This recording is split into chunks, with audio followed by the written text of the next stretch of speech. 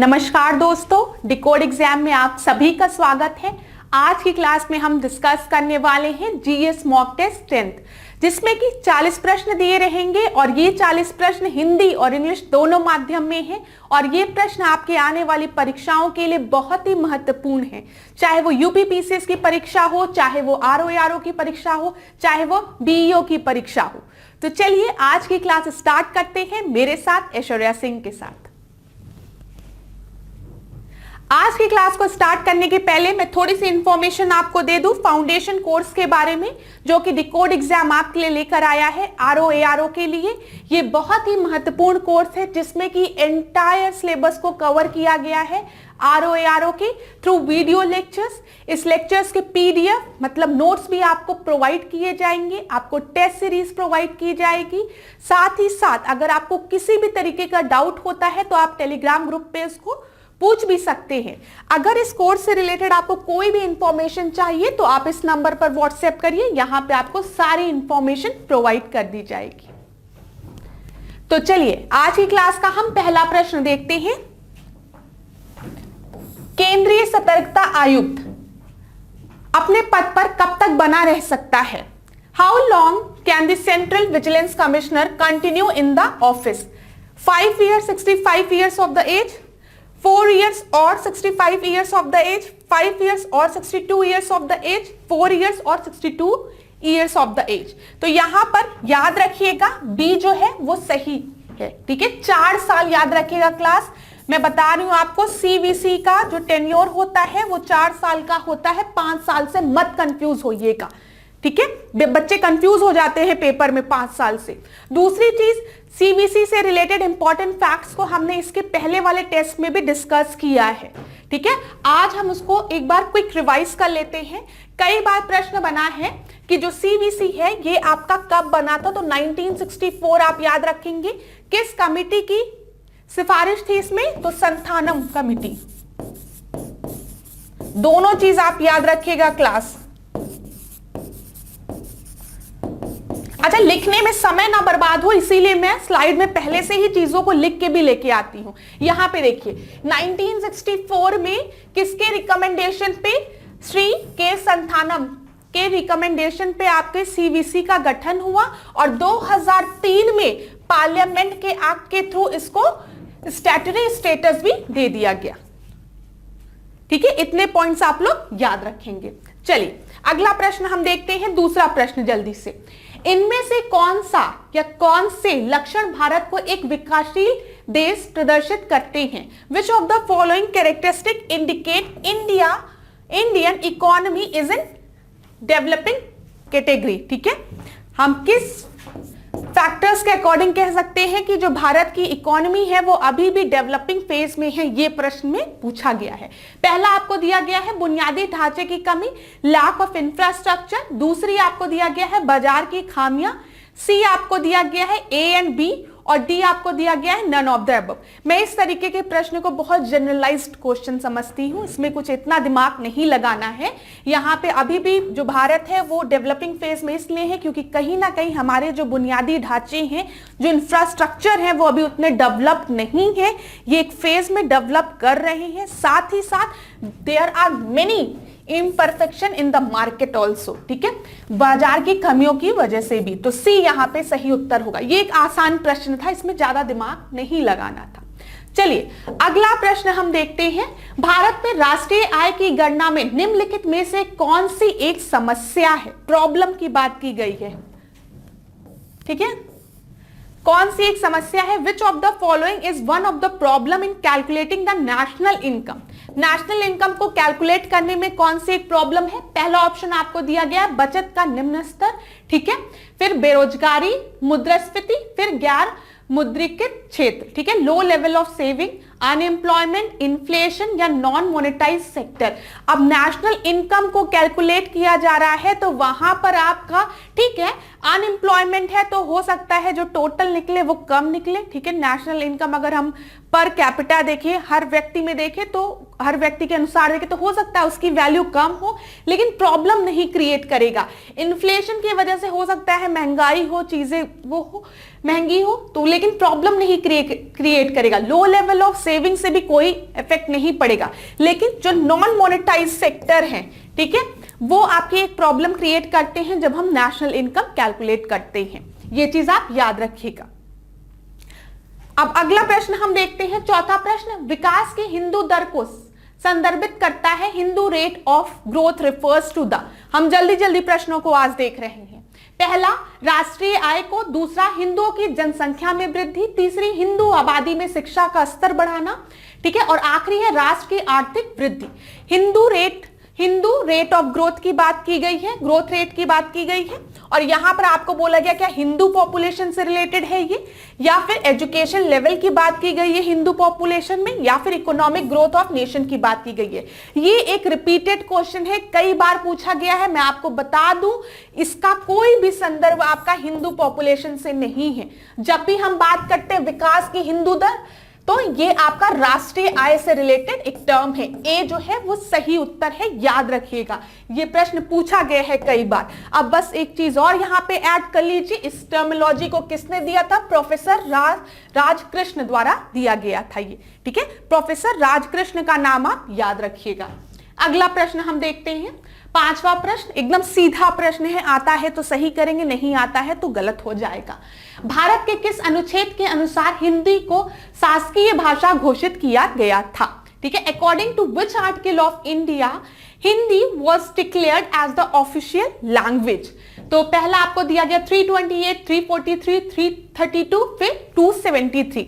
यहां पे आर्टिकल जो 343 है वो आपका हिंदी लैंग्वेज से रिलेटेड है। अब मैंने आपको पहले भी बताया था, ऐसे याद रखिएगा, जब भी हम 17 की बात करते हैं, जब हम पार्ट 17 भाग 17 की बात करते हैं, पार्ट 17 की बात करते हैं, तो यहां पे लैंग्वेज की बात आती है। जब हम पार्ट 18 की बात करते हैं तो क्या आता है? इमरजेंसी आता है। मैंने आपसे कहा था 15 में क्या है? 15 में तो इलेक्शन हो गया, 15 में इलेक्शन हो गया। पार्ट्स की बात कर रही हूं मैं, भाग की बात कर रही हूं, एक छोटा सा रिवीजन करा रही हूं। 15 भाग में आपका इलेक्शन हो गया, 17 में जाके लैंग्वेज बिगड़ी, उसके बाद 18 में जाके क्या होगा? इमरजेंसी लग जाएगी। इतनी चीजें क्लियर हो गई, तो ये चीज याद रखिएगा। यहां पे सही उत्तर बी है, अनुच्छेद 343A के अनुसार संघ की राजभाषा हिंदी और लिपि देवनागरी होगी। ये चीज याद रखिएगा। चलिए अगला प्रश्न हम देखते हैं, निम्नलिखित में से कौन सा आर्थिक कारक है? ठीक है, which of the following is economic factor? ये भी एक आसान सा प्रश्न है, अगर थोड़ा सा भी दिमाग लगाएंगे। पहला आपको दिया गया है रिलीजियस कंपोनेंट, धार्मिक घटक, फिर आपको दिया गया राजनीतिक घटक, पॉलिटिकल कंपोनेंट, फिर आपको दिया गया है वैज्ञानिक घटक, साइंटिफिक कंपोनेंट, और आखिरी आपको दिया गया है प्रौद्योगिकी और नवाचार, टेक्नोलॉजी एंड इनोवेशन। अब आप खुद सोचिए, जब भी हम फैक्टर्स की बात करते हैं तो political factor, social factor, economic factor, religious factor, ये सब अलग अलग हैं। लेकिन जब हम बात करते हैं टेक्नोलॉजी एंड इनोवेशन की, तो ये किसका पार्ट है? ये आपके इकोनॉमिक फैक्टर का पार्ट है। प्रौद्योगिकी और नवाचार जो है वो आपका आर्थिक कारक है। ये सब तो scientific component, political component, religious component अपने में एक इंडिविजुअल कंपोनेंट्स है। ठीक है, डी जो है वो सही उत्तर है। देखिए क्लास, ऐसे प्रश्न पूछे जाते हैं, इसलिए आज की क्लास में हमने ऐसे प्रश्नों को इंक्लूड किया है। ये सब चीजें अगर आप नहीं भी पढ़ेंगे पेपर के लिए, ठीक है, अगर ये प्रश्न मैं आपको नहीं भी सॉल्व कराऊं तब भी ये प्रश्न आपके सही होने चाहिए। ठीक है, अभी हमने आज की क्लास में 3 ऐसे प्रश्न देखे हैं इकोनॉमिक्स के, तो उसको ढंग से समझने की कोशिश करिएगा। अगला प्रश्न देखिए, 7वां प्रश्न, भारत में पंचायती राज स्थापित करने वाला प्रथम 2 राज्य कौन सा था? Which were the first 2 states to establish the Panchayati Raj institution in India? पहला आपको आंध्र प्रदेश और महाराष्ट्र दिया है, दूसरा आपको महाराष्ट्र और गुजरात दिया है, तीसरा राजस्थान और गुजरात दिया, आखिरी राजस्थान और आंध्र प्रदेश दिया है। बहुत ही आसान प्रश्न है, कई बार पूछा गया है, इसका सही उत्तर डी है। ठीक है, राजस्थान और आंध्र प्रदेश। और आपने नागौर बार बार पढ़ा होगा अपनी बुक्स में, नागौर कहाँ है? राजस्थान में है। ये सब चीजें आपने पढ़ी होगी। अच्छा, PRI पंचायती राज इंस्टीट्यूशन से रिलेटेड अगर हम कुछ फैक्ट्स और अपने दिमाग में डालें, जल्दी जल्दी रिवाइज करें, तो 73rd कॉन्स्टिट्यूशनल अमेंडमेंट याद रखिएगा, ठीक है, 73rd कॉन्स्टिट्यूशनल अमेंडमेंट। और किस दिन पंचायती राज दिवस मनाया जाता है? 24 अप्रैल को, ठीक है। 73rd कॉन्स्टिट्यूशनल अमेंडमेंट से क्या किया गया था? पंचायती राज इंस्टीट्यूशन को एक संवैधानिक संस्था बना दिया गया था, कॉन्स्टिट्यूशन में ऐड कर दिया गया था। किस आर्टिकल में मेंशन है ये? 243 आर्टिकल से 243O तक, ठीक है। अगर हम शेड्यूल्ड की बात करें, अनुसूची की बात करें, तो ये 11वीं अनुसूची में है, 11th शेड्यूल में दिया गया है, ठीक है। और 11th शेड्यूल में कितने सब्जेक्ट्स हैं आपके? 29 सब्जेक्ट्स हैं। इतनी चीजें याद रखेंगे। पंचायती राज इंस्टीट्यूशन को संवैधानिक निकाय कब किया गया? 73rd कॉन्स्टिट्यूशनल अमेंडमेंट से 1992 में, ठीक है। फिर इसके बाद 24 अप्रैल को हम पंचायती राज दिवस की तरह मनाते हैं, ठीक है। ये किस आर्टिकल से किस आर्टिकल तक दिया गया है? 243 टू 243O तक में दिया गया है।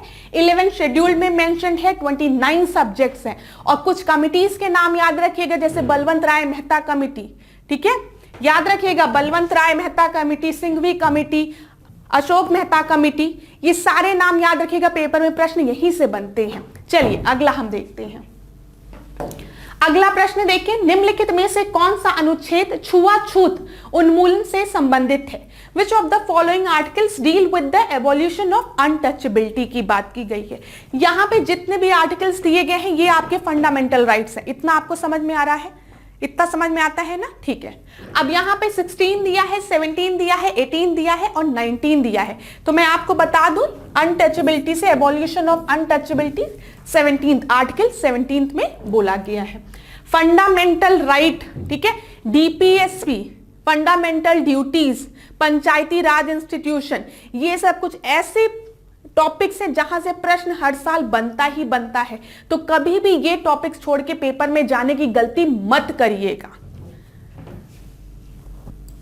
अगला प्रश्न हम देखते हैं, 9वां प्रश्न, मूल कर्तव्य भारत के संविधान में किस भाग में वर्णित है? ठीक है, in which part of the constitution of India are the fundamental duties mention? बहुत ही आसान प्रश्न है, उत्तर जल्दी से कमेंट में दीजिए और आगे बढ़िए। पहला भाग 3, भाग 4, भाग 4 1, भाग 6। तो यहां पर आपका सही उत्तर क्या है? 4(1) में आपके फंडामेंटल ड्यूटीज के बारे में कहा गया है। अब यहां पे याद रखिएगा, प्रश्न और कहां से बन सकता है? यह पूछा जाता है कि फंडामेंटल ड्यूटीज जो मौलिक कर्तव्य है वो संविधान में किस कमिटी के रिकमेंडेशन में ऐड किए गए थे, या कौन सी कमिटी इससे रिलेटेड है? तो स्वर्ण सिंह समिति आप याद रखिएगा, ठीक है। 1976 में संवैधानिक सुधारों पर अनुशंसा देने के लिए स्वर्ण सिंह समिति की गठन किया गया था और इन्हीं ने रिकमेंडेशन दिया था, ठीक है। और किस अमेंडमेंट के थ्रू इसको ऐड किया गया था ये भी नोट डाउन कर लीजिए। 42nd कॉन्स्टिट्यूशनल अमेंडमेंट 1976 द्वारा भाग 4(a) के अनुच्छेद 51(a) में संविधान को जोड़ा गया था। इतनी चीजें क्लियर, यहां से प्रश्न बनते हैं और बने भी हैं और बनेंगे भी, ठीक है। ये तो याद रखिएगा, स्वर्ण सिंह कमेटी याद रखिएगा, 42nd कॉन्स्टिट्यूशनल अमेंडमेंट याद रखिएगा, 51(a) आर्टिकल याद रखिएगा और 4(a) याद रखिएगा। इतनी चीजें याद रखिएगा फंडामेंटल ड्यूटीज से। अब मुझे कमेंट बॉक्स में बताइए कितनी फंडामेंटल ड्यूटीज हमारे संविधान में दी गई हैं नंबर में, ठीक है, बताइए तुरंत। फिर 10वां प्रश्न देखिए आप लोग, भारत का हिमाद्री स्टेशन कहां स्थित है? Where is the Himadri station of India located? पहला आपको दिया गया है आर्कटिक, दूसरा ऑस्ट्रेलिया, दक्षिण प्रशांत महासागर और आखिरी आपको दिया है आर्कटिक, ठीक है। एंटार्क्टिक दिया गया, ठीक है, एंटार्क्टिक दिया गया है। फिर उसके बाद आपको फिर ऑस्ट्रेलिया, साउथ पैसिफिक और आर्कटिक दिया गया है। तो यहां पे सही उत्तर आपका क्या है? आर्कटिक में। किसकी बात की गई है? हिमाद्री में। तो याद रखिएगा, जब भी हम हिमाद्री की बात करेंगे तो वो आपके कहां पर लोकेटेड है? वो आपके आर्कटिक रीजन में लोकेटेड है। चलिए क्लास, अब एक और प्रश्न जो कि यहां से बना था पास्ट ईयर में, अगर आपने प्रीवियस ईयर के प्रश्नों को देखा होगा तो अभी आपको समझ में आ जाएगा। वो आपका पूछा गया था कि अंटार्कटिक रीजन में कौन कौन से आपके स्टेशंस हैं। तो याद रखिएगा, यहां पे आपके दक्षिण गंगोत्री, मैत्री और भारती तीन याद रखिएगा पहले, दक्षिण गंगोत्री, मैत्री और भारती। ठीक है, अब दूसरा फैक्ट याद रखेंगे, लेकिन अभी प्रेजेंट में आपके मैत्री और भारती जो है वो आपके ऑपरेटिंग स्टेशन है। ठीक है, अभी ये ऑपरेशन में है। इतनी चीजें क्लियर हो गई। पेपर में प्रश्न पूछा था, दो स्टेटमेंट आपको दी गई थी और दो स्टेटमेंट में आपके दिया गया था कि मैत्री और भारती जो है वो आपके सर्च स्टेशन हैं जो कि एंटार्क्टिक रीजन में है, और दूसरा स्टेटमेंट आपको शायद दिया गया था, ये दोनों स्टेशंस आपके अभी ऑपरेशन में है। ठीक है, मतलब वर्किंग कंडीशन में है। कुछ इसी तरीके से आपका बना था। तो याद रखिएगा, जब भी हम हिमाद्री की बात करेंगे तो आपके आर्कटिक रीजन वाला हो गया, और यहां पर आप याद रखेंगे दक्षिण गंगोत्री, मैत्री और भारती, जिसमें से मैत्री भारती अभी भी ऑपरेशनल फेज में है। प्रश्न बना है, प्रश्न बनेगा भी, इसीलिए मैं 2-3 बार एक ही चीज को रिपीट कर देती हूं। कुछ लोगों को यह भी लग रहा होगा टाइम वेस्ट हो रहा है, नहीं, दिमाग में चीजें फीड हो रही है, आपको पेपर में यह चीज समझ में आएगी। अगला देखिए, 11वां देखिए, 11वां प्रश्न देखिए, उत्तर मध्य रेलवे का मुख्यालय कहां है? बहुत ही आसान प्रश्न। Where is the north central railway headquarter is located? पहला आपको दिया गया है ग्वालियर, फिर गोरखपुर, फिर इलाहाबाद, फिर डी आपको भोपाल दिया गया है।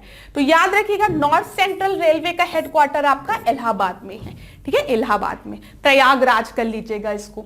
सी जो है वो आपका सही उत्तर है। अगला प्रश्न देखिए, सूची 1 सूची 2, सूची 1 सूची 2 वाले प्रश्न जब भी मैं आपको कराऊं ना, वीडियो पॉज करके आंसर दिया करिए, क्योंकि मैं इधर सॉल्व करने में मुझे भी थोड़ा समय लग जाता है। तो यहाँ पे देखिए, सबसे पहले आपको राष्ट्रीय उद्यान दिए गए हैं, नेशनल पार्क दिए गए हैं, और उधर आपको स्टेट्स के नाम दिए गए हैं। सबसे पहला है बालापक्रम राष्ट्रीय पार्क कहाँ है? बालपक्रम राष्ट्रीय पार्क कहाँ है? ये आपका मेघालय में है। तो एक आपका क्या हो गया? 4th हो गया। फिर उसके बाद कूनो राष्ट्रीय उद्यान कहाँ है? कूनो राष्ट्रीय उद्यान मध्य प्रदेश में है, मध्य प्रदेश 1 में दिया है, तो ये हो गया। वाल्मीकि राष्ट्रीय उद्यान कहाँ है? बिहार में है, बिहार 3 हो गया। फिर आपका तदोबा अंधारी राष्ट्रीय उद्यान कहाँ है? तो ये आपका कहाँ है? महाराष्ट्र में, डी। तो 4132, 4132 ए जो है वो आपका सही उत्तर है। क्लास, अगर आप आरओ की परीक्षा दे रहे हैं, यूपीपीसीएस की परीक्षा दे रहे हैं, बीईओ की परीक्षा दे रहे हैं, ये कुछ ऐसे टॉपिक्स हैं जो कभी भी छोड़ के जाने की भूल मत करिएगा। ठीक है, प्रश्न बनते ही बनते हैं नेशनल पार्क से रिलेटेड। अब हम अगला देखते हैं, अगला प्रश्न देखते हैं, 13वां प्रश्न देखिए, निम्नलिखित में से क्या एसिड लावा के संबंध में सही है? Which of the following is true regarding the acid lava? पहला आपको बोला गया या हल्का, पतला, धरातल पर शीघ्रता से फैलने वाला एक सिलिका युक्त लावा होता है। ठीक है, it is a light, thin, spreading quickly on the surface and containing silica. दूसरा है या गुंबददार शंकु का निर्माण करता है, इट फॉर्म्स अ डोम्ड कोन। ठीक है, तो जब भी हम एसिड लावा की बात करते हैं तो मैं आपको बता दूं, एसिड लावा आपका थिन नहीं होता है, पतला नहीं होता है, ये थिक होता है। ठीक है, इसमें सिलिका आपका प्रेजेंट होता है, सिलिका युक्त होता है, इसमें कोई दिक्कत नहीं है। और थिक होने के कारण ही ना ये फैल नहीं पाता है जल्दी। कोई चीज पतली है तो उसको जमीन पे गिराएंगे तो वो फैल जाएगी, लेकिन कोई चीज अगर आपकी थिक है तो वो उतनी जल्दी स्प्रेड नहीं होगी, फैलेगी नहीं, और ये फैल नहीं पाता है, इसी वजह से ये ऐसे डोम्ड शेप का स्ट्रक्चर आपका बना लेता है। तो यहां पर पहला स्टेटमेंट आपका गलत है, आपसे ट्रू पूछा गया है, सही स्टेटमेंट पूछा गया है, इसीलिए उत्तर आपका बी होगा। समझ में आ गया? एसिड लावा आपका थिक होता है, ना कि थिन होता है, और थिक होने के कारण ये आपका जल्दी स्प्रेड नहीं हो पाता है, इसमें सिलिकॉन का बहुत ज्यादा प्रेजेंस होता है और ये डोम शेप का स्ट्रक्चर बना लेता है। चलिए अगला प्रश्न हम देखते हैं। देखिए क्लास, आज का टेस्ट में इजी प्रश्न बहुत है। ठीक है, कुछ ऐसे प्रश्न हैं जिसमें बस आपको दिमाग लगाना, जैसे हमने इकोनॉमिक्स के आज ऐसे टॉपिक लिए जिसमें कि बस आपको दिमाग लगाना, अगर आप नहीं भी पढ़े हो तब भी आप उसको सही कर सकते हो, समझने की कोशिश करिएगा, आप उसको सही तब भी कर लोगे। ठीक है, अब 14वां प्रश्न देखिए, निम्नलिखित में से कौन सी स्थलाकीर्ति सागरीय जल द्वारा निर्मित नहीं होती है? ठीक है, which of the following topography is not formed by the sea water? पहला आपको स्टैक दिया है, दूसरा बार्स दिया है जिसको कि हम रोधिका कहते हैं, रोधिका मतलब रोकने वाला, रोध। फिर आपका तट रेखा दिया है, कोस्टल लाइन दिया और आखिरी में आपका लोएस दिया है, ठीक है। तो यहां पे आपका डी जो है वो सही है, नॉट पूछा है, ठीक है, नॉट, इसी वजह से ये होगा।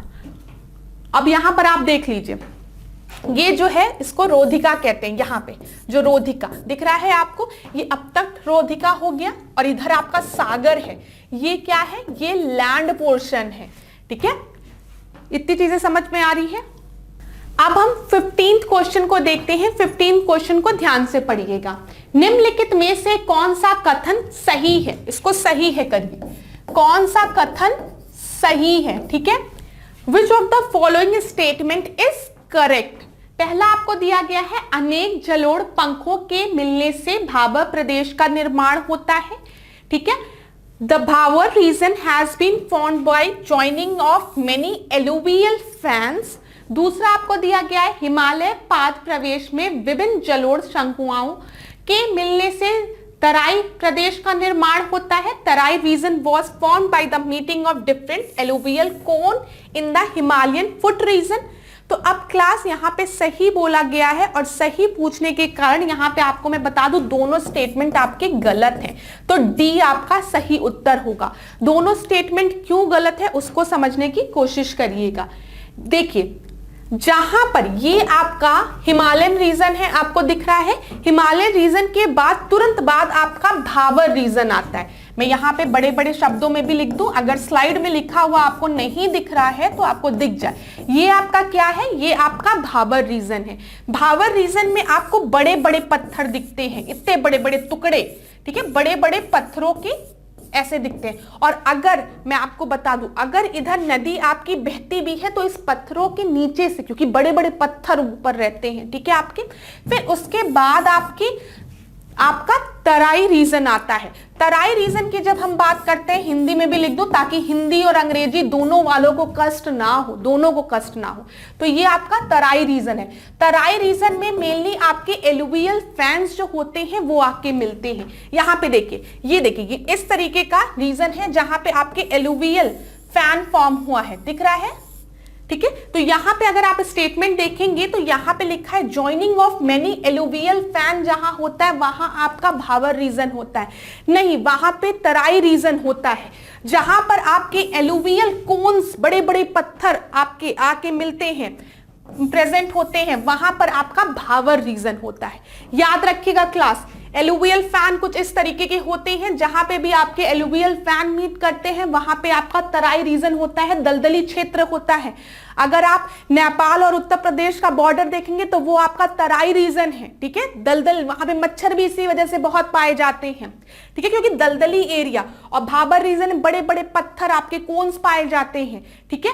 और इसके बाद जो इधर का रीजन होता है, ये यहाँ पे आपका खादर होता है और बांगर होता है। जो खादर होता है उसको हम लोग क्या कहते हैं, न्यू एलुवियल सॉइल। ये आपके न्यू एलुवियल, नए, और ये आपके ओल्ड एलुवियल सॉइल। याद रखिएगा क्लास, इस फिगर के थ्रू याद रखेंगे तो चीजें क्लियर रहेगी, ठीक है, आपको क्लियर भी हो गया होगा। अब हम 16वां प्रश्न देखते हैं। निम्नलिखित में से कौन कुतुब उपनाम से फारसी कविताएं लिखता था, ठीक है, कौन ऐसा था जो कि कुतुब उपनाम से पोएट्रीज लिखता था, ये प्रश्न है। पहला आपका है महमूद खिलजी प्रथम, दूसरा है दिलावर खान गौरी, तीसरा है मोहम्मद शाह रंगीला और आखिरी आपके जैनुल आबिदीन, ठीक है। तो यहां पे मैं आपको बता दूं, इसका सही उत्तर है आपका जैनुल आबिदीन, ठीक है। तो डी आपका जो है वो सही उत्तर है। ये एक विद्वान शासक थे आपके, ठीक है, जिन्होंने महाभारत और राजतरंगिणी का फारसी में अनुवाद किया था। ये इनकी एक बहुत बड़ी उपलब्धि थी, महाभारत और राजतरंगिणी का उपवाद करना। एक यदु भट्ट थे, इन्होंने एक प्रकाशन दिया था, इन्होंने एक रचना लिखी थी, रचना की थी जैन प्रकाश नाम से, ठीक है, जिसमें कि इन्होंने जैनुल आबिदीन की जीवनी है, जो कि समझ में आ गया, इतनी चीजें क्लियर हो गई। यदु भट्ट का नाम आप क्यों याद रखेंगे, जैन प्रकाश के लिए रखेंगे, ठीक है, जिसमें कि जैनुल आबिदीन की एक जीवनी है, ठीक है। यहां पे एक पॉइंट और मैं आपको बताना चाहूंगी जो कि बहुत ही इंटरेस्टिंग है। जो जैनुल आबिदीन थे, ये अपने वृद्धावस्था में, मतलब जब ये बहुत बूढ़े हो गए तो इनको अपने एक बेटे से बहुत ही ज्यादा शिकायत थी, मतलब बहुत बहुत गुस्सा हो गए, तो उसके लिए इन्होंने शिकायतनामा नाम मतलब शिकायतनामा लिखा था, तो इसको पढ़िएगा। एक बूढ़े पिता का अपने पुत्र को लेके क्या दृष्टिकोण था और वो किस तरीके से उससे हताश होकर उसने शिकायतनामा लिखा। तो ये सब पॉइंट्स यहां पर आप लोग याद रखिएगा क्लास। अगला प्रश्न हम देखते हैं 17 प्रश्न। 17 प्रश्न को देखिए, कब और किस विजय के बाद अकबर ने फतेहपुर सीकरी शहर की स्थापना की। ठीक है, after the victory of whom and when did Akbar establish the city of Fatehpur Sikri. पहला आपको दिया गया है 1572 में मेवाड़ विजय, फिर 1591 सिंध विजय, फिर 1573 गुजरात विजय और 1592 उड़ीसा विजय। तो यहां पे आपका 1573 गुजरात विजय आप याद रखेंगे। अब देखिए क्लास, यहां पर कुछ और इंपॉर्टेंट पॉइंट्स मैं आपको बता दूं, उसको याद रखिए। 1562 में अकबर ने स्लेवरी, दास प्रथा जिसको कि हम बोलते हैं, उसको खत्म किया 62 में। फिर पिलग्रिमेज टैक्स इन्होंने 63 में, जो तीर्थ से रिलेटेड जो कर लिया जाता था उसको इन्होंने 63 में खत्म किया। अब 63 को हिंदी में हम 63 बोलते, 63 तीर्थ, ऐसे याद रखिए, तीर्थ, तो ऐसे आपको याद रहेगा 63। ठीक है, जजिया इन्होंने 64 में, उसके तुरंत बाद जजिया इन्होंने 64 में खत्म कर दिया। 71 ठीक है में इन्होंने फतेहपुर सीकरी स्टैब्लिश की और आगरा से कैपिटल को फतेहपुर सीकरी में शिफ्ट कर दिया। अब आप ये बोलेंगे कि मैम अभी पहले जब आपने उत्तर बताया है तो वहां पे 1573 बताया है, ठीक है, और गुजरात विजय की बात की है। तो मैं आपको बता दूं, फतेहपुर सीकरी का एस्टैब्लिशमेंट और transfer of capital from Agra to Fatehpur Sikri वो 1571 में ही हुआ है, लेकिन 73 में जब गुजरात विजय हुई तो इन्होंने इस शहर का नाम फतेह रख दिया। क्यों? क्योंकि ये मतलब इस जगह का नाम फतेहपुर सीकरी तब इन्होंने दिया, फतेह नाम रखा, क्योंकि ये विक्ट्री सिंबलाइज कर रहा था, इनकी गुजरात विजय को सिंबलाइज कर रहा था। तो ये याद रखिएगा आप, ठीक है। इबादत खाना इन्होंने 1575 में, ठीक है, और इन्होंने इबादत खाना को ओपन कर दिया सारे रिलीजन के लिए कब? 1578 में, ठीक है। मजहरनामा 79, दीने इलाही 1582, ठीक है, इलाही एरा 83, फिर इसके बाद कैपिटल लाहौर कब शिफ्ट की? 85 में। तो यहां पे ये चीज आप याद रखिएगा, पेपर में अक्सर पूछ लेता है, इसलिए मैंने आपको क्रोनोलॉजी बता दी है, चीजों की ईयर बता दिया है। थोड़ा याद करने की कोशिश करिएगा। जैसे मैंने आपको बताया 63 तीर्थ, तो 73 याद रखिए, विजय मतलब एक याद रखिए। अब आपके दिमाग में 1500 वाला टाइमलाइन तो चल रहा होगा कि ठीक है मैम ने 1500 बताया है, ठीक है, 1500। अब इसके आगे जब हम विजय की बात करेंगे, विक्ट्री की बात करेंगे, 71, तो ऐसे याद रखिए, कुछ ऐसे इमेज बना लीजिए 71 में, तो आप याद रखेंगे। 71 आप याद रखेंगे। तो इस तरीके से आप याद करने की कोशिश करिएगा। चलिए 18 प्रश्न देखिए। 18वां प्रश्न वो क्या है? अशोक के समय जनपद का मुख्य न्यायाधीश क्या कहलाता था? What was the chief justice of district called during the Ashok time? तो पहला आपको प्रतिष्ठा दिया है, फिर रज्जु दिया है, फिर व्यवहारिका दिया है, फिर रज्जुक दिया है। तो यहां पर हम बता दें आपको, इसका सही उत्तर डी है। जो मुख्य न्यायाधीश होता था उसके लिए रज्जुक शब्द का प्रयोग किया जाता था। अब देखिए, अशोक के समय जनपद का मुख्य न्यायाधीश रज्जुक कहलाता था, ठीक है। और जो आपका नगर का मुख्य न्यायाधीश था उसके लिए हम टर्म यूज करते थे व्यवहारिका। ये चीज याद रखिएगा, जब हम जनपद की बात करेंगे तो आप रज्जुक याद रखेंगे, और जब हम किसकी बात करेंगे, हम बात करेंगे नगर की, तो आप उसके लिए व्यवहारिका याद रखेंगे। अब यहां पे कुछ और इंपॉर्टेंट पॉइंट्स को हम देख लेते हैं जहां से प्रश्न पेपर में बनते हैं। समाहर्ता जो है वो रेवेन्यू से रिलेटेड है, याद करिए, समाहर्ता राजस्व विभाग से रिलेटेड है, ठीक है, ठीक है। सानिंधाता जो है वो राजकीय कोषाध्यक्ष है, ठीक है। प्रदेष्टा जो है वो फौजदारी न्यायालय क्या न्यायाधीश है। व्यवहारिका आपका दीवानी न्यायालय का न्यायाधीश है। और आप याद रखेंगे जब भी हम व्यवहारिका की बात करेंगे तो ये नगर, ठीक है, ठीक है। फिर उसके बाद दंडपाल, सैन्य अधिकारी दंड देगा, सैन्य का अध्यक्ष होगा। अंतपाल जो है, अंत मतलब ऐसे याद करो, अंत एक बाउंड्री, अंतपाल तो सीमावर्ती दुर्ग का रक्षक, ठीक है, ये याद रखिए, सीमावर्ती दुर्ग बना है वहां पर, ऐसे आप याद रखिएगा। दुर्गपाल जो है वो दुर्ग का प्रबंधक है, ये तो याद करने में कोई दिक्कत नहीं है। नागरक जो है वो नगर का मुख्य अधिकारी है, इसमें भी कोई दिक्कत नहीं है। प्रशस्ता जो है वो राजकीय आज्ञाओं को लिखने वाला प्रमुख अधिकारी है, ये याद रखिएगा। प्रशस्ता जो है वो राजकीय आज्ञाओं को लिखने वाला प्रमुख अधिकारी है, ठीक है। वारिका जो है वो राजमहलों की देखरेख करने वाला है। उसके बाद अनुवंशिक जो है वो सम्राट के अंगरक्षक सेना का मुख्य अधिकारी है, और आटविक जो है वो वन विभाग का मुख्य है। देखिए क्लास, ये मैंने आपके लिए लेकर आया है, इसको आप स्क्रीनशॉट ले लीजिए, आप फोटो खींच लीजिए और इसको आप 2-3 बार पढ़िए, प्रश्न यहाँ से बनते हैं। मैं ज्यादा समय आपका इसलिए नहीं वो खराब कर रही हूँ क्योंकि हमको और भी प्रश्नों को डिस्कस करना है, लेकिन ये एक इंपॉर्टेंट टॉपिक है, इसी वजह से मैंने आपके लिए इसको यहाँ पे इंक्लूड किया, ठीक है। अगला हम देखते हैं। अच्छा, ये सब कुछ ऐसे टर्मिनोलॉजीज होते हैं ना जो अगर आप बार बार रिवाइज नहीं करेंगे आपको नहीं याद रहेगा।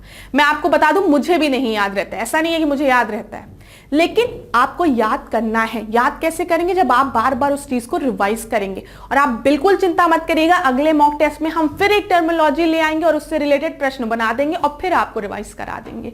तो पेपर तक तो हम लोग बहुत रिवाइज कर लेंगे। अभी तक हमने 40-40 प्रश्न 10 क्लासेस में देख लिया, तो आप सोचिए हमने ऐसे ही 400 प्रश्नों को कवर कर लिया है।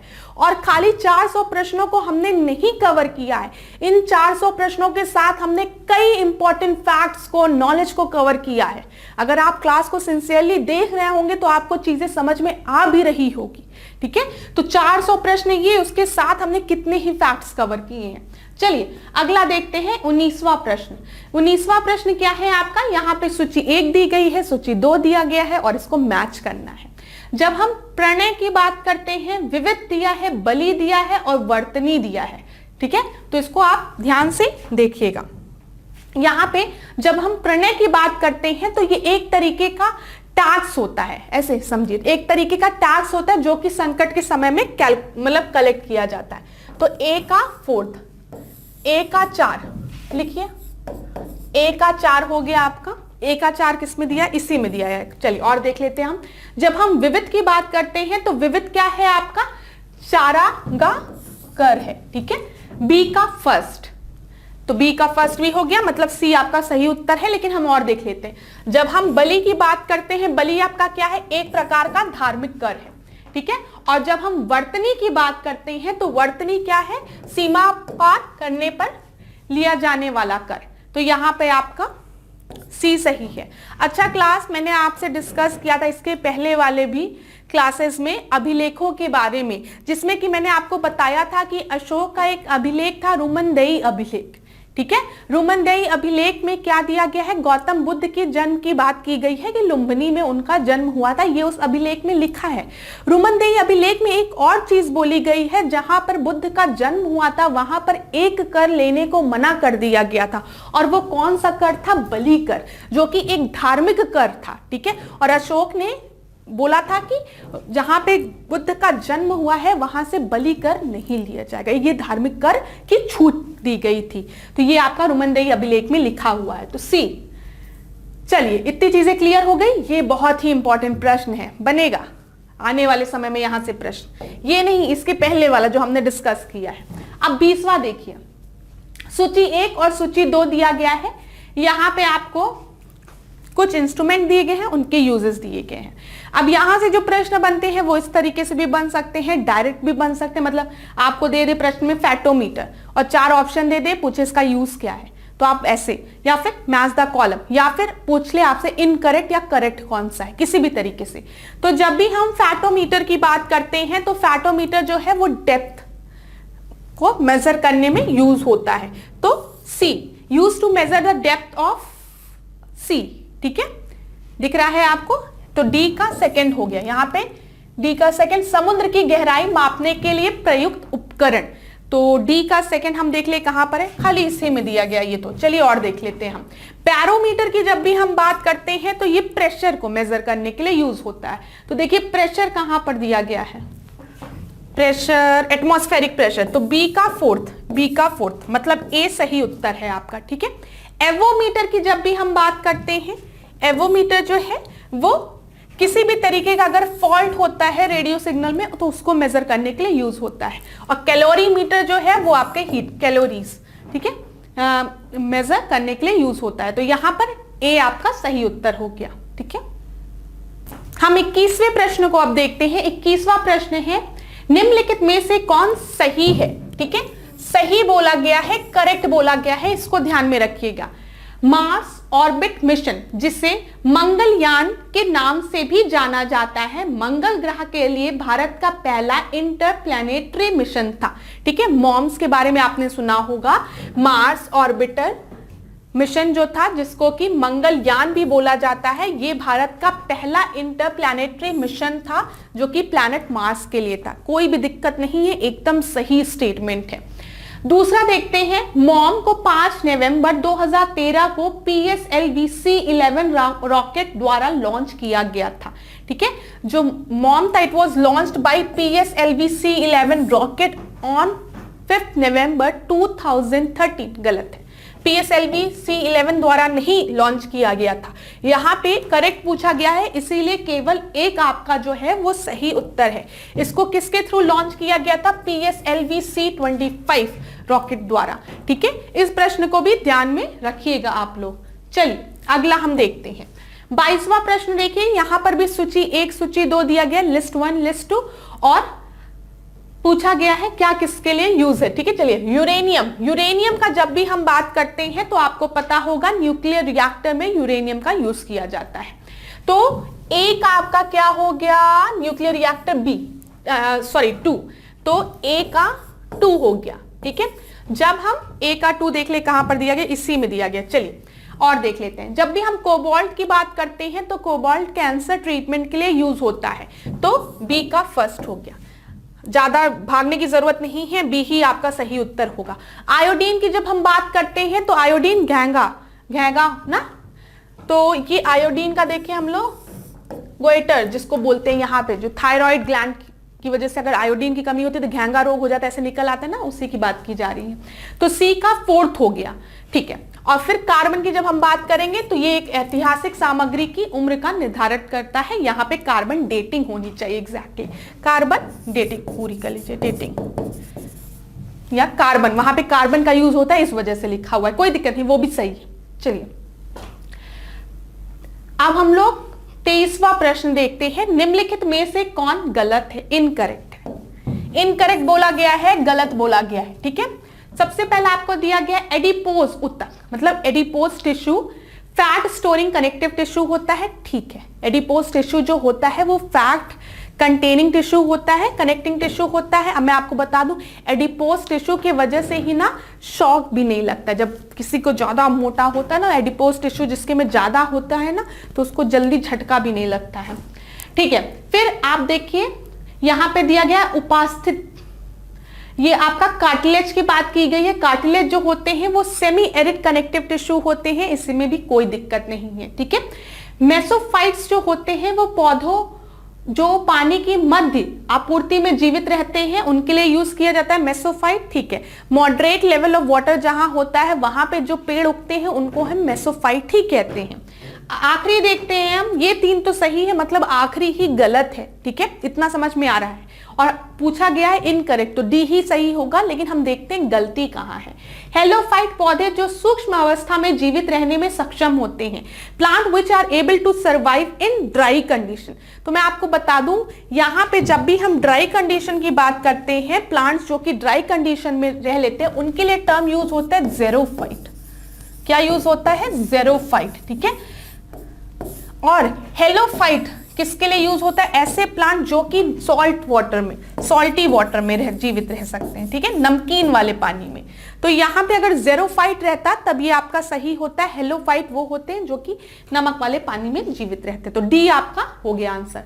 देख लीजिए यहां पर टिक भी लगा दे, नहीं तो आपको ऐसा लगेगा कि मैम ने उत्तर ही नहीं बताया। चलिए 24वां प्रश्न देखिए। Brain is situated in cerebrum, thalamus, ठीक है, कैरेनियम या फिर हिंड ब्रेन। मैंने इसके पहले भी आपको ब्रेन्स के पार्ट बताए थे, ब्रेन के पार्ट से रिलेटेड जो प्रश्न बनते हैं वो भी बताया था। आज आपसे एक प्रश्न पूछा गया है कि जो ब्रेन है वो कहाँ पे सिचुएटेड रहता है, तो वो आपके क्रेनियम में। और ये ब्रेन को प्रोटेक्ट भी करता है, कि इसको एक तरीके से प्रोटेक्ट भी करता है, ये याद रखिएगा। चलिए अगला प्रश्न हम देखते हैं, पीलिया किस प्रदूषण के कारण होता है? ठीक है, अब आपको पता है, अक्सर आपने सुना होगा जॉन्डिस हो गया है। जॉन्डिस में पीलिया जिसको कहते हैं, शरीर पीला पीला लगने लगता है, हाथ भी पीला पीला सब। ठीक है, बाइल जूस, इसमें बाइल जूस का सिक्रीशन बढ़ जाता है। बाइल जूस, पित्त की अधिकता हो जाती है, पित्त की अधिकता होने के कारण, और इसके लिए रिस्पॉन्सिबल क्या होता है? गंदा पानी। ठीक है, बी जो है वो सही उत्तर है।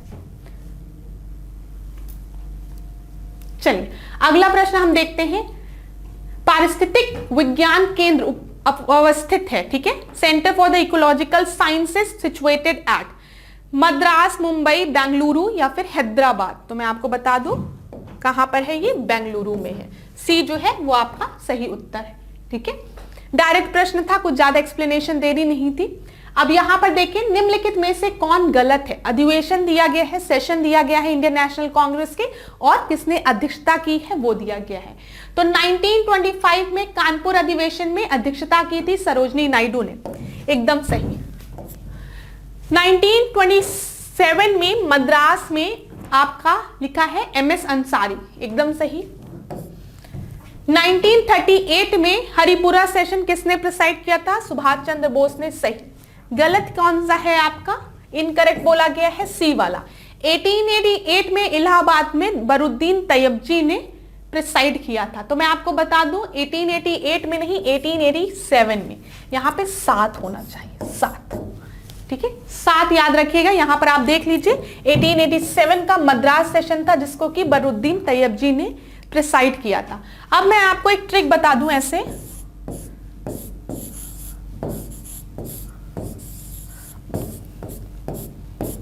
बकमई बकनई,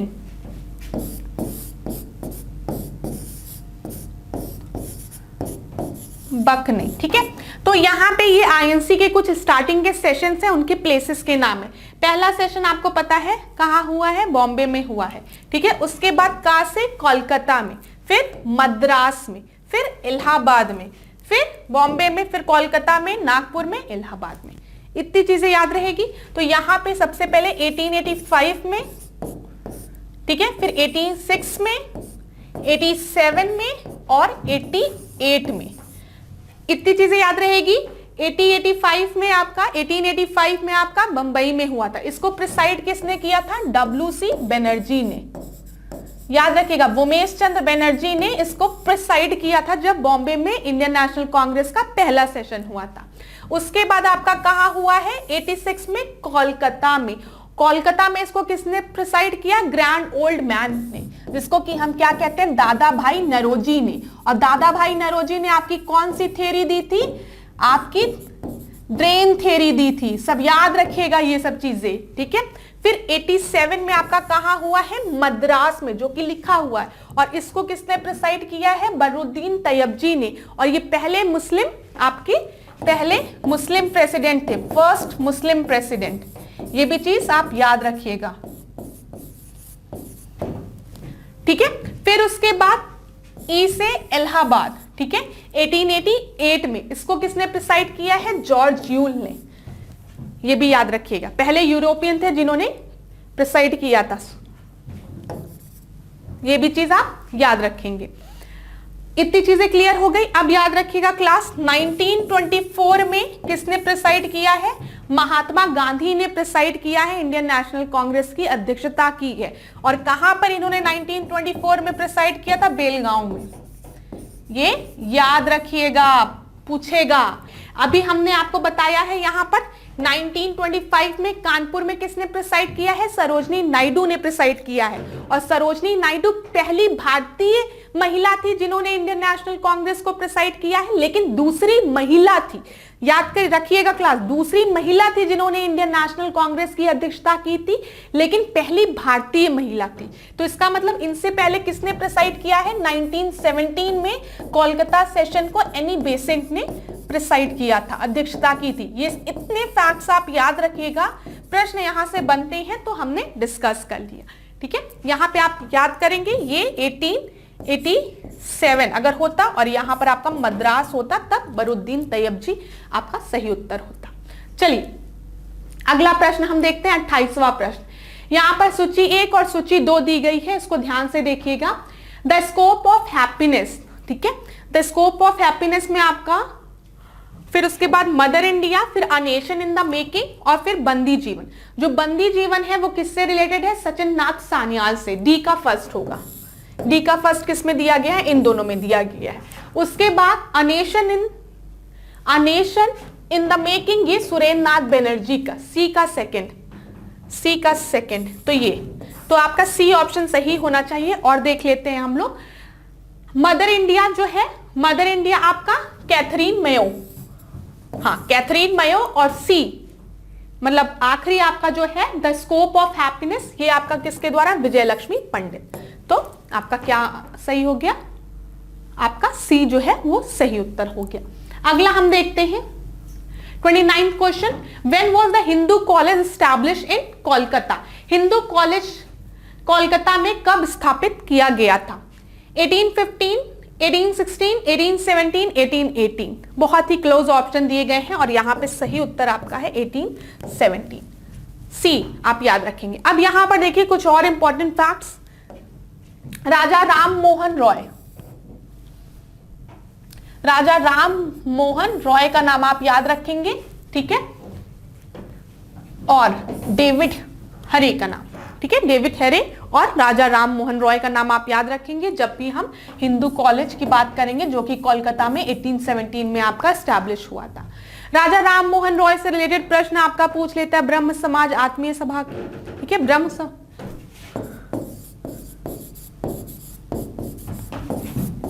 समाज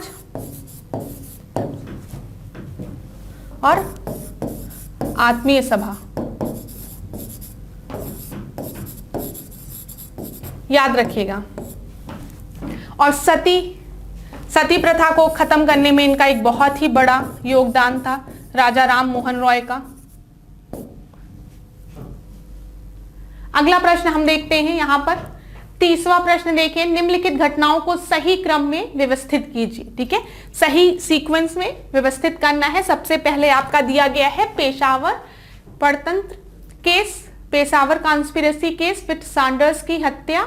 ये तो आपका सैंडर्स की हत्या आपको पता ही है कि ये आपका साइमन कमीशन जब आया था, ठीक है, साइमन कमीशन के बाद जब गो बैक साइमन का नारा लग रहा था, उसी समय किसी ने लाला लाजपत राय को लाठी लग गई, लाला लाजपत राय की मृत्यु हो गई और लाला लाजपत राय की मृत्यु का बदला लेने के लिए भगत सिंह लोग ने प्लान बनाया। वो तो बहुत स्टोरी आपके पीछे चली जाएगी, तो अभी हम और ऑप्शन देखते हैं। भारतीय communist party Meerut conspiracy case, तो मैं आपको यहां पर बता दूं जो पेशावर कॉन्स्पिरेसी केस है वो 1922 के समय का है, ठीक है, जो सैंडर्स की हत्या है वो आपका 1928 के समय का है, कम्युनिस्ट पार्टी जो है वो 1924 का है और मेरठ कॉन्स्पिरेसी केस जो है वो 1929 का है। तो आप याद रखिए यहां से। तो अगर हम इसको मैच करेंगे तो सबसे पहले पेशावर कॉन्स्पिरेसी केस हो गया 1 आपका 2 ऑप्शन में दिया गया है। उसके बाद आपका आएगा कम्युनिस्ट पार्टी का गठन, तो 3, फिर उसके बाद आपका आएगा सैंडर्स की हत्या और फिर चौथा आपका आएगा मेरठ कॉन्स्पिरेसी केस। तो बी जो है वो सही है। अच्छा, ये मैंने आपको कंफ्यूज तो नहीं किया, आपको पता होगा 1927 में साइमन कमीशन के बारे में। तो जब साइमन कमीशन भारत आता है तो इसका बहुत विरोध लोग करते हैं, गो बैक साइमन। क्यों? क्योंकि साइमन कमीशन में कोई भी भारतीय नहीं था और इसी के विरोध में लाहौर में जब लाठीचार्ज हो जाता है जिसमें कि लाला लाजपत राय की मृत्यु हो जाती है। बाद में लाला लाजपत राय की मृत्यु का बदला लेने के लिए भगत सिंह लोग एक कॉन्स्पिरेसी रचते हैं, ठीक है, जिसमें किसकी मृत्यु हो जाती है? सैंडर्स की मृत्यु हो जाती है, उसकी हत्या हो जाती है, लेकिन ये मारना किसी और को चाह रहे थे। ये पूरी स्टोरी है, अगर आपने पढ़ा होगा तो वो 1928, ये पूरा देख लीजिएगा आप लोग। चलिए, बहुत डीप में नहीं जाएंगे क्योंकि बच्चों को भी शिकायत होने लगती है, मैम थोड़ी क्लास छोटी होनी चाहिए। 31वां प्रश्न देखिए यहां पर, फुर्सतगंज हवाई अड्डा कहां स्थित है? हिंदी इंग्लिश में रिपीट नहीं करेंगे, देख लीजिए यहां पर, मेरठ में, बरेली में, रायबरेली में या फिर बनारस में, ठीक है। तो फुर्सतगंज हवाई अड्डा जो है वो रायबरेली में, सी जो है वो आपका सही उत्तर है। ठीक है, 32वें प्रश्न को हम देखते हैं।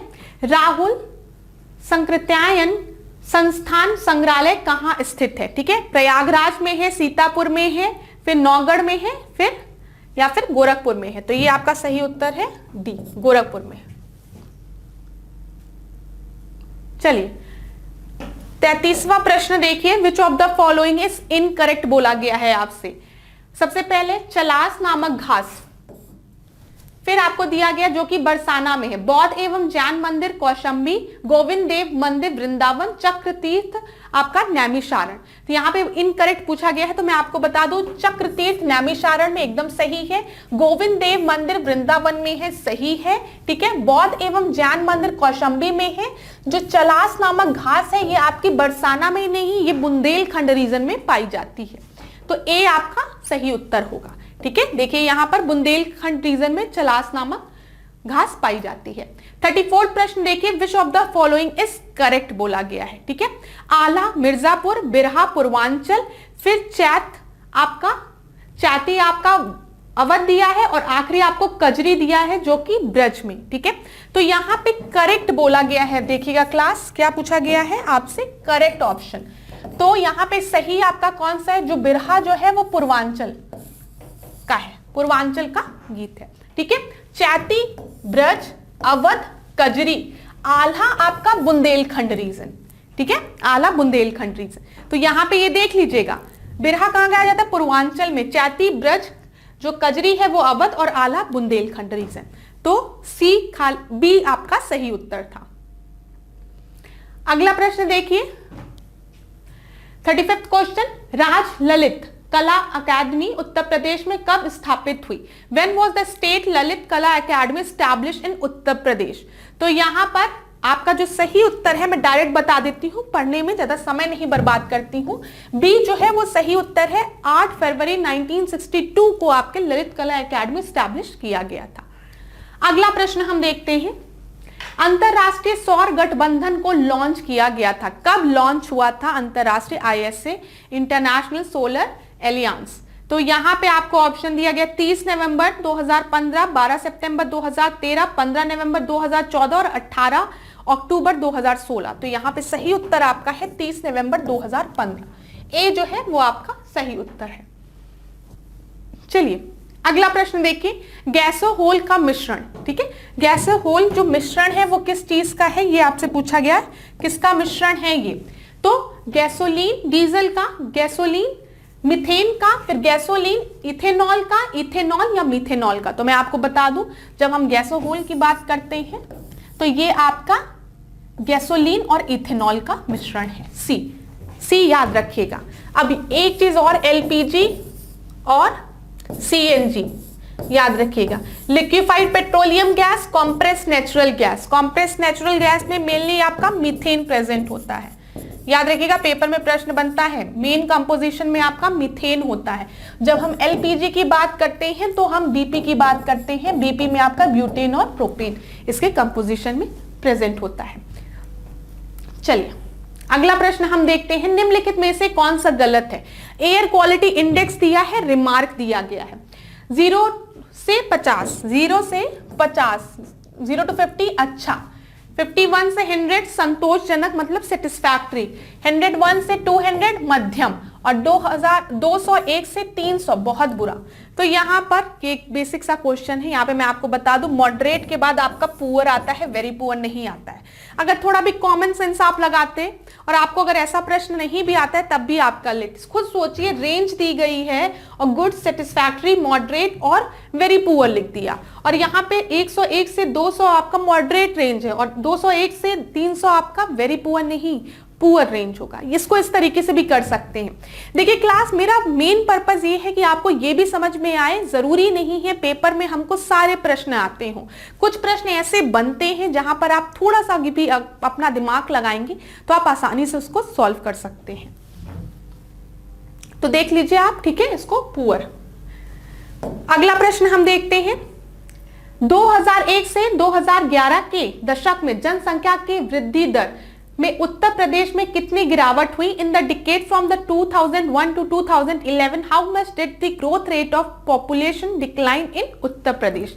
यहाँ पे आपका ये प्रश्न बोला गया है, ये आपके आज की क्लास का आखिरी दूसरा प्रश्न है, ठीक है। तो यहाँ पे आपका कितनी गिरावट हुई थी, 5.63 की, 5.63 की। देखिए 2001 से यहाँ पे देखिए 2011 में आपका 20.22 था, 2001 में आपका 25.85 था, और अगर आप इसको कैलकुलेट करेंगे तो ये आपका मतलब घटाएंगे तो आपका कितना आ जाएगा, 5.63। अगला प्रश्न हम देखते हैं यहाँ पर, 2001 के दशक में उत्तर प्रदेश में महिला साक्षरता में कितनी वृद्धि हुई, increase in the female literacy पूछा है इन द डिकेड 2001 टू 2011। 12, 13, 15, 18, यहां पे सही उत्तर आपका 15% है, फीमेल लिटरेसी में इतने की वृद्धि हुई थी। चलिए, तो thank you so much class. आज की क्लास को हम यहीं एंड करते हैं। आज की क्लास में हमने 40 प्रश्न देखा। 40 प्रश्न में आज की क्लास में कुछ ऐसे भी प्रश्न थे जो कि बहुत ही आसान थे, कुछ ऐसे भी प्रश्न थे जिसमें कि आपको दिमाग लगा के उसको हल करना था। जैसे मैं कहूंगी इकोनॉमिक्स के जो प्रश्न थे, साथ ही साथ यहाँ पे एक बहुत बेसिक सा प्रश्न था जो कि एनवायरमेंट से रिलेटेड था। तो हमेशा जब भी पेपर में बैठिए आप, जब भी इन 40 प्रश्नों को सॉल्व करने बैठिए, एक एक प्रश्नों को देखिए और देखिए आपकी गलती कहां पर होती है, ठीक है।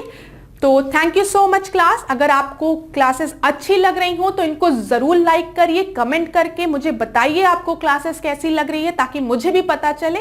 और मैं पूरी कोशिश करती हूँ कम समय में ज्यादा से ज्यादा नॉलेज आपको प्रोवाइड की जा सके। एक क्वेश्चन को बताते समय अगर उससे रिलेटेड कोई और भी इंपॉर्टेंट फैक्ट है जो कि परीक्षा में आपसे पूछे जा सकते हैं, उसको भी यहाँ पे कवर कर लूँ। तो इस पूरी क्लास का हमारा मेन पर्पस खाली 40 प्रश्नों को कवर करना नहीं होता है, साथ ही साथ ये भी पर्पस होता है कि अगर उन 40 प्रश्नों से रिलेटेड कोई भी इंपॉर्टेंट फैक्ट है जो कि पेपर में आ सकता है या फिर पूछा गया है, उसको भी कवर कर लूं। तो धन्यवाद क्लास। इसी तरीके से डिकोड एग्जाम के साथ मेरे साथ बने रहिए। धन्यवाद।